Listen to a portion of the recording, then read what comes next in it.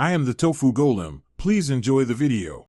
Install Google Translate and WhatsApp from Google Play or the App Store today.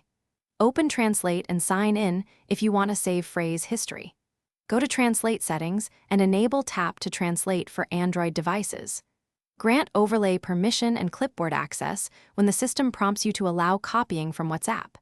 If you use iPhone, install Gboard and enable its Translate feature in keyboard settings. Make sure both apps are updated. Open a WhatsApp chat and long press the message to copy it to the clipboard.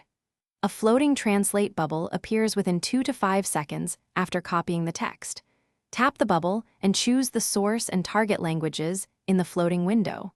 Press Translate to view the translation and press Copy to paste back into WhatsApp. You can also tap Replace to swap the original message with the translated text before sending it to the chat recipient. Open WhatsApp and bring up the keyboard, then switch to Gboard if needed. Tap the Translate icon in the Gboard toolbar to open inline translation controls.